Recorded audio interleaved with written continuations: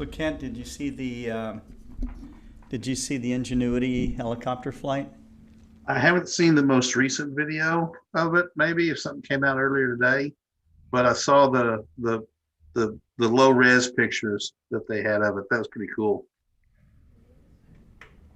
It's just amazing what computer modeling has done Oh for yeah. the ability to engineer things for success as opposed to just doing the best you Right. dang well can.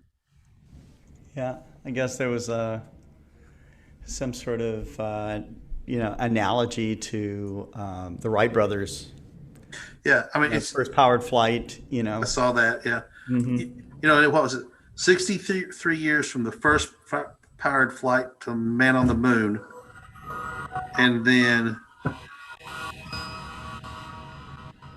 This is the 50 video. 52 This is the years. video of from the mast camera on. Here it Yeah, okay, goes. this is high resolution stuff.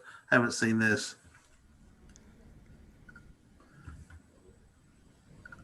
There it goes. That is so blasted cool. I know. I know. And the modeling that's Bending rotating. around. Yeah, the Pretty ability. stable. Yeah, it's just going to be like a drone on Earth. Stable drones on Earth are, Yeah. but it's what 1% of the atmosphere, but yet they can fly in it. It's just Well, they just need astounding. some atmosphere, I guess, right? Yeah, but the modeling it takes, knowing the gravity, knowing the density of the air, and creating something that's going to fly is just crazy.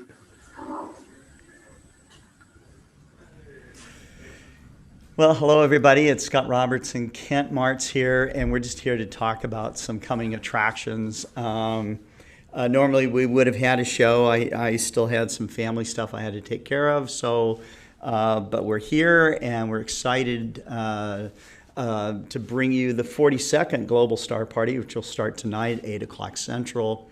Of course, we still have shows coming up through the week. Kent, your First Light Chronicles will go tomorrow. Do you already have an idea of what We're, you're covering? we're talking about variable stars tomorrow. Variable stars. Yep. Okay. So if you've been following Global Star Party, you would have noticed that we had people on Stella Kafka, who is the director of the American Association of Variable Star Observers. I'm hoping she's on tonight. Variable stars are amazing, really. And I there was like a video that she did, kind of like a GIF image that was showed a globular star cluster, and just like a whole bunch of different variable stars within it. So it's just it may not seem exciting at first, but certainly it's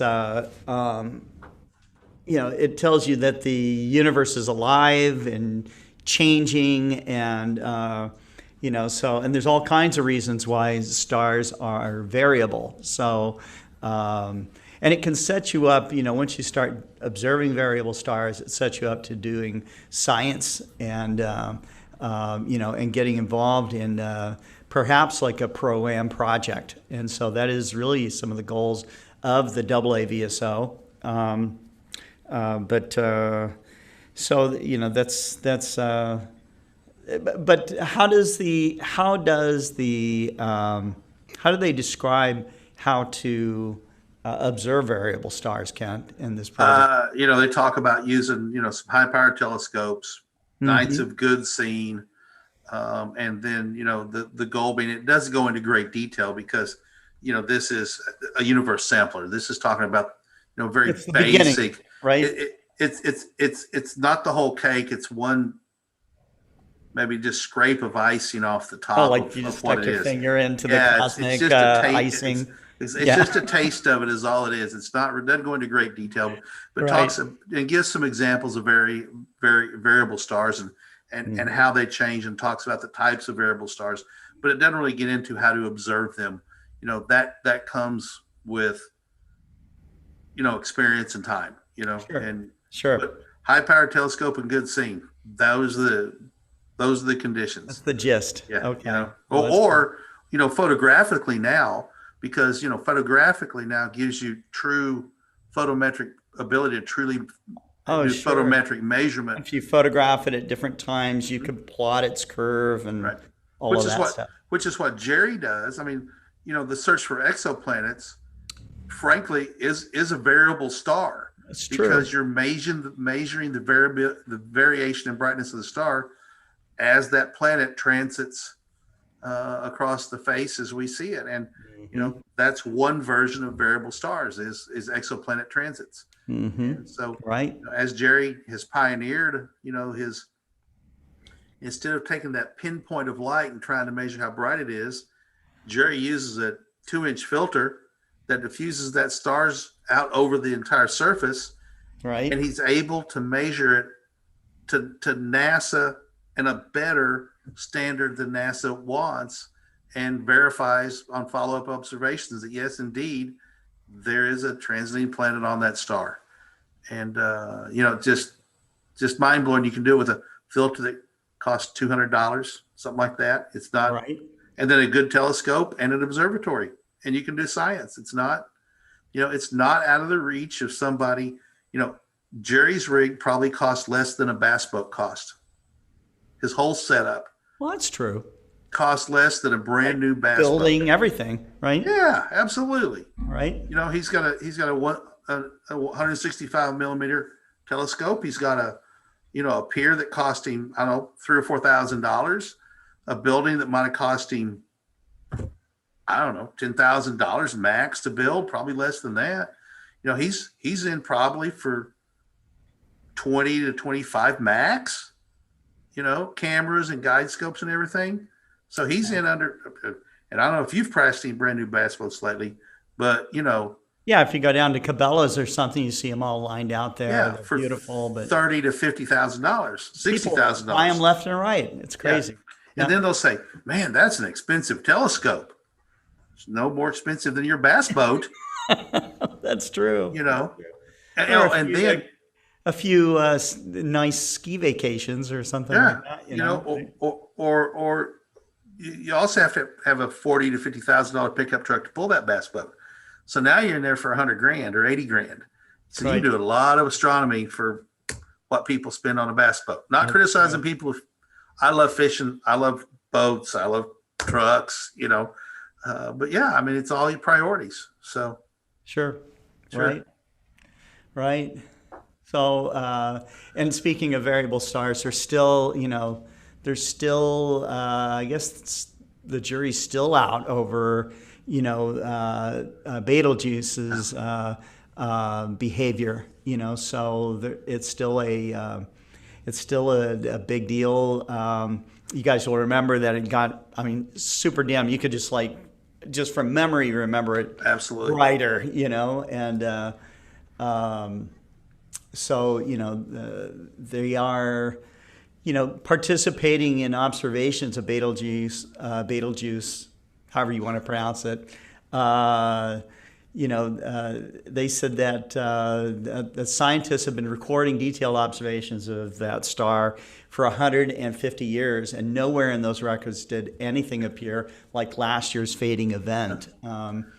Usually it brightens over a cycle of about 420 days and what's described as like a breath-like rhythm, growing and shrinking in size. But last December 2019, it got really dim, and so it's a big topic of discussion at the with professional astronomers and I'm sure people that keep the amateur astronomers that keep watching it will keep their eye and their cameras aimed towards Betelgeuse as much as possible.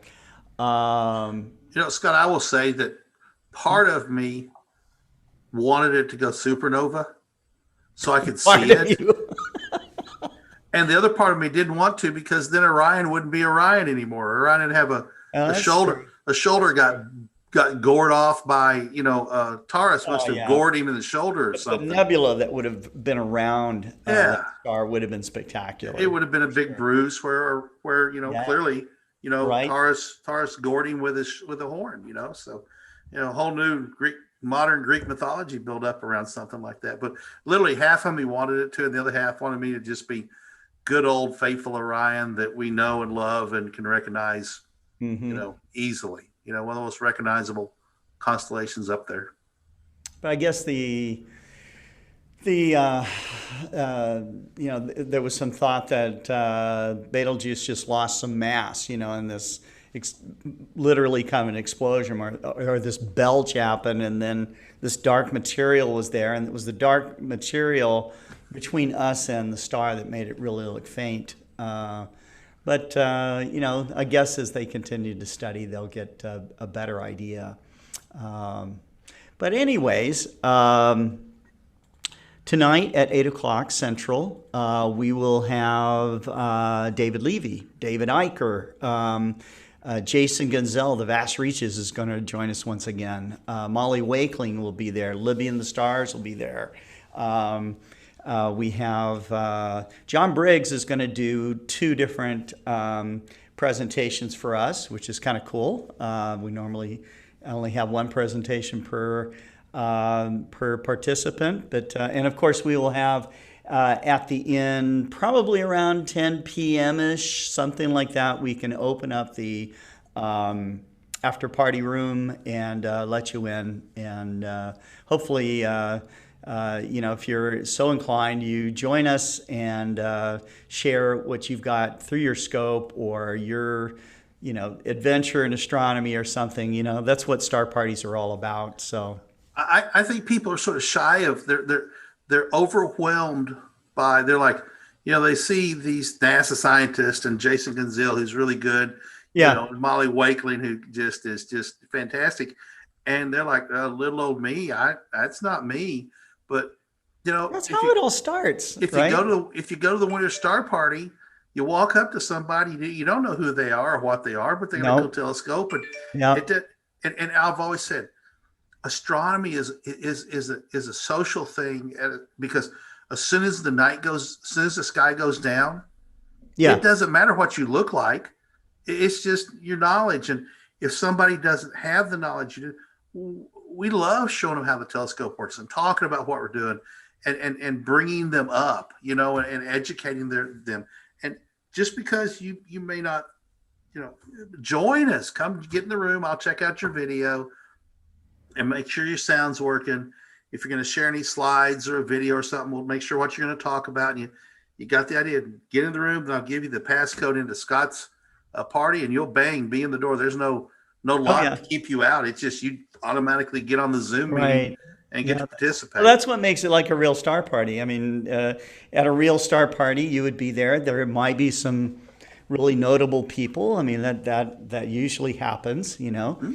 But it's also filled with lots of beginners or people that maybe they've been into it for a while, but they've never given a presentation before, or those kinds of things. So you don't have to be nervous that you're amongst your peers. Okay, I used to get really nervous, like, oh my God, they're my peers. What if I say something wrong or get something wrong or whatever? Trust me, almost everybody's gotten something wrong when they gave a presentation. So, Mm-hmm. but we're just asking for you to share. We're not asking you to, if you're not an expert, you don't come across as one. Just be there and share and share your passion. Passion. That's it. You're an expert in you. That's true. You're an expert in what you do, and That's come true. share your expertise in you. That's right. And that's what it's all about. Yeah. Steve Malia, can I share? Yes, Steve. Steve, you can come on. You can come on, dude. So, yeah, love for you to come on and share. When I talked to Molly Wakeling earlier today, she said that it looks like they were going to have clear skies, which is really cool. We are hoping to have people on, perhaps some Southern Hemisphere observers like Rodrigo and Cesar. And Gary Palmer, if he's listening, watching, we hope you come on too. Steve, you should definitely come on. That would be great. Uh, let's see. There was some Where does comment. Molly live? Molly lives in the Bay Area. Okay, that's what I was Yeah. thinking. It wasn't We don't positive. say exactly where she lives, but Yeah, not exactly, nobody but the needs to Bay know Area. that, Okay, right? but which means that I mean the Bay Area has a lot of fog, and It so does. yeah, Yeah. and so That's a lot, I lot of. was wondering because she seems to have fairly good number of clear skies on Mm, Tuesday nights and Friday nights. right. She may not So be like right on the bay, yeah, so. could be up in the mountains and be above that Right. fog layer. Yeah, that's right. Yep. There's been a couple of astronomy companies out there. One of them was called Lumicon, which you guys might recognize. A guy named Jack Marling started the company Lumicon in Livermore, California, right outside of Lawrence Livermore Labs up there. Lots of amateur astronomers up there because of the kind of companies that are associated with space and space exploration and stuff, science. San Francisco's has historically just been steeped in science. The Astronomical Society of the Pacific is certainly born there. Got started because of a great eclipse back in the 1800s. That's up there. Let's recognize some of the people that are on with us right now. We've got Jeff Wise, James the astrophotographer. Cameron Gillis is on with us. Hopefully you're coming on tonight, Cameron. Thomas R. Lambert, Harold Locke. Let's see. We've got a guy named Kent Martz. Let's see. Yep. Pekka says, very good evening, gentlemen and ladies, of course. We have a super clear night and half moon, just photographing it, and it is so beautiful. So that would be cool, Pekka, if you can share some images with us. That'd be nice. Chuck Staw is watching, so it says hello. Love to have you back on again, Chucks. That would be great. We've got Jim's Astro says hello. That's great. Andrew Corkill is watching. Says hello, guys. We've got Pekka says one day we can fly our own drones on the moon or Mars. I think we'll have to fly a little jet-like thing on the moon, though. Andrew's hoping that Stella Kafka comes on again tonight. That would be great. Who else? We've got Harold Locke. I've been watching Betelgeuse by eye last year because it appeared to change positions for months or so. Then one night, an orange star chevron ED UAP flew up into my airspace. Oh, wow. Airspace and flew by my house and opened some kind of window, just like the movies of a ship and going into warp drive. And then it was gone. Okay. Harold Locke says, I have a brief video of that night. Oh, you can't tell what it is. I freaked out and ended up with another questionable video. The event is what pushed me into the hobby. That's funny. Maybe it really happened. We don't know. Steve Malia says he's under clouds and under the threat of snow. Now, we had snow here today, didn't we? I mean, it was like 75 yesterday, and yeah, and it was we had probably an inch of snow on the cars, yeah, on the grass, and it was snowing hard. I mean, it would have blizzard snowing hard without the wind. I mean, it was beautiful, beautiful snow. Yeah. And then the sun came out and it all melted in about 45 yeah, minutes. there's like some traces of it out there. Yeah. So, but the latest, we've had a couple of big heavy wet snows growing up here, April, but a couple of years ago it flurried in May, on like May the 4th and May the 7th here. Oh, okay. And I have photographic proof of both, but typically April snows are very rare, but right. I can remember a couple that were just, 4 or 5 inches of heavy wet snow. The trees are blooming here. Pollens are out. My eyes are itching. Yep, and, the grass is emerald green and there's white snow on top of it. And the contrast of that is really bizarre. This is one of my favorite seasons because in the setting sun, or the early morning, that golden hour sun, there's 1,000 different colors of green. You look at the trees and look at the grass. Every tree is a different shade, color, tone of green, and it's just beautiful right now. Except for the yellow pollen that gets on our vehicles that look like a yellow clear coat of stunning amount of pollen. So it is what it is. Good enough. You know what we need to do, Scott, is get some of that pollen off our vehicles. All right, and look at it through the microscope, right? Which is a coming attraction. Talk about that a little bit. Well, that's true. I kind of I had a technical problem. I've had a couple of technical problems just as of recent, but I've worked it all out, and so I have lots of live specimens now, and I've got I have the Bresser Infinity microscope. Come to think of it, I've never actually examined pollen through those microscopes, so we'll do that. We got plenty of it around here. Oh, is that stuff you got from your pond? Yeah, this is from a stock tank, and it's dehydrated in the Petri dish. So this is what it'll all look like. We got 2 of them. Yeah. And so I'm going to get a microscope set up in here, and we're going to rehydrate this stuff live and put some water in it and see what happens. I'll let you borrow some of my live specimen. But I want to take that because we know that was just full of just. It was a busy under the microscope there. No pun intended, but it was a petri dish of life, and they're petri dishes. Get it? Knock knock. Right. Bad dad joke. Anyway, I want to put some water in there and put it under a microscope and see what happens. Okay. See what reactivates, how quickly it comes back to life. Right. Yeah. Well, okay, so we've got, we'll be back on the air here. And Scott, when is that? When is the microscope show? They're on Fridays. Okay, right. So it's called Microcosmos Voyages, and it's Fridays at 4 p.m. Central. Yeah.